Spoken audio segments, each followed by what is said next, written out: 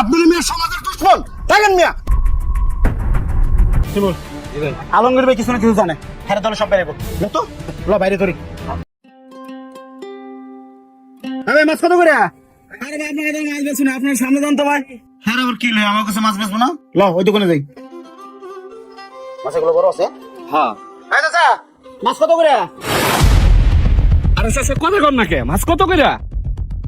এই চাচা আপনার মই কি ঠাডা পড়ছে? আপনারই জিগাইতেছি, আপনার মাছ কত করে? আরে চাচা কথা কর না কে, মাছ কত করে?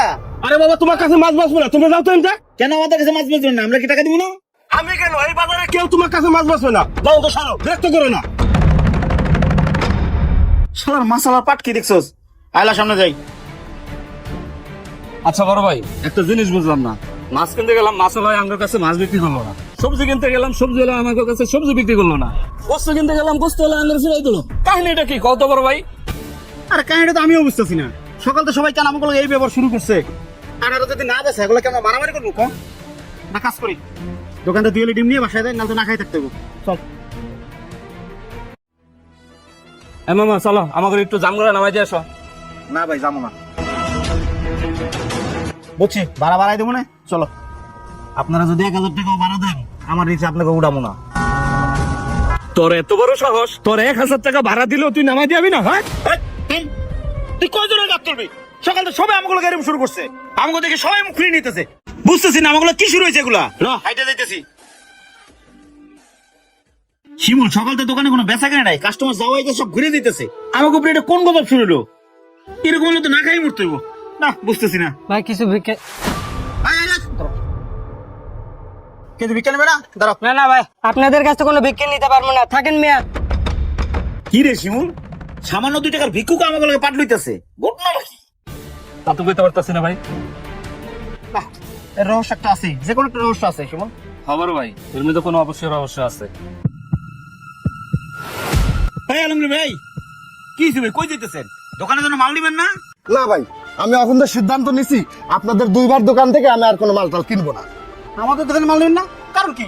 ভাই কোনো কারণ টারণ কিচ্ছু নাই, এখন থেকে আমি সামনে জসিমের দোকান থেকে মাল নেবো। আলমগীর ভাই আপনি সারা বছর আমাদের সাথে ব্যবসা করছেন, সুখে থেকে সবসময় আপনার পাশে ছিলাম। আপনি হঠাৎ করে কইতেছেন আমাদের দোকান থেকে মাল কিনবেন না। ভাই কাহিনী কি ভাই? কাহিনী কিছুই জানেন না আপনি? না তো ভাই, কি কাহিনী বলতো? থাক ভাই, যেহেতু আপনারা কাহিনী জানেন না, আপনাদের কাহিনী জানার দরকারও নাই। আপনারা মিয়া সমাজের দুশ্মন। থাকেন মিয়া। শিমুল আলমগীর ভাই কিছু না কিছু জানে।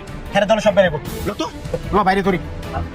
আলমগীর ভাই আলমগীর ভাই ভাই সাইডেন ভাই। ভাই আপনাদের হাতে ধরে ভাই, ভাই আপনাদের পায়ে পড়ি ভাই। সকাল তো আমাকে দোকান কোন বেচা কিনে নাই ভাই, আপনি মাল জিনিস না কিনে ফিরে যেতেছেন। সকালে 2 ভাই বাজারে গেছি, আমার কাছে কোনো জিনিস বেচতেছে না, এমনকি ফকিরও বিক্রি নিতেছে না, রিক্সাওয়ালা রিক্সা উঠাইতেছে না ভাই। ভাই আমাকে লোক সবাই এমন করতেছে ভাই, আপনি নিশ্চয়ই জানেন ভাই। তো কোন না ভাই, ভাই আপনাদের হাতে ধরে ভাই, কোন না ভাই, কি হলো ভাই কোন? গতকালকে সকালে 2 ভাই মিলে কি করছেন একটু মনে করে দেখেন। আয় আয় বুড়ি আয়, ব্যাগ ধরো। হ্যাঁ শুনুন শোন, একদম বৃদ্ধাশ্রমে গিয়া পরিচর্যা কর্মী হাতে দিয়া বুঝাই দিয়ে আসবে, ঠিক আছে? কোনো নাটক চলবে না। এই ধর 50,000 টাকা।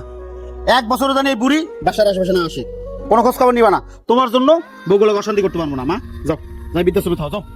বাবারা এই বয়সে যদি তোরা আমার বৃদ্ধাশ্রমে দিয়ে ইউজ করে স্যার আমি কিভাবে থাকবো? এই মাই ঢং করো না। হাজার হাজার মানুষ বৃদ্ধাশ্রমে থাকে, তুমি একা না। যাও যাও মা, আমাকে মাফ করো, যাও। তোমার ঘরে একটু কাম করতে গেলে আমার মাথায় ব্যথা, আমার এই অসুখ, আমার ওই অসুখ। তোমার বউকে কথা ভালো লাগে না না? এখন যাও, যাই বৃদ্ধাশ্রমে থাও, যাও। হ্যাঁ যাই সময় যা। এই মা আহ, এত ঢং করে না তো, আহ।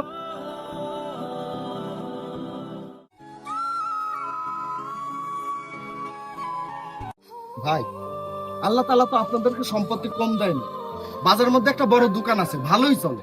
এত সম্পত্তি থাকার পরেও 2 ভাই মিলে একজন মায়ের দায়িত্ব নিতে পারতেছেন না। ছি, আপনারা তো না সন্তান নামের কলঙ্ক।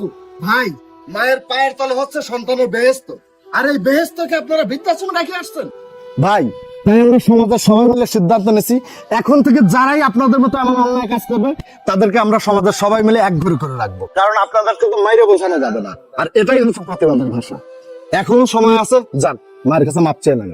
বড় ভাই আলমগীর ভাই কিন্তু কথাটা ঠিক কইছে।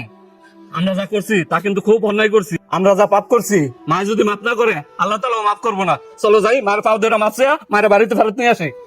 আমার সে মধ্যে ঠিক হয়েছে, একদিন আমরা বউর গোলামি করছি। বউ দরকার নেই, আমার মায়ের দরকার। বউ থাকলে থাকবো, না থাকলে নেই। চলো মায়ের বৃদ্ধাশ্রমতে নিয়ে ধন্যবাদ ভাই চল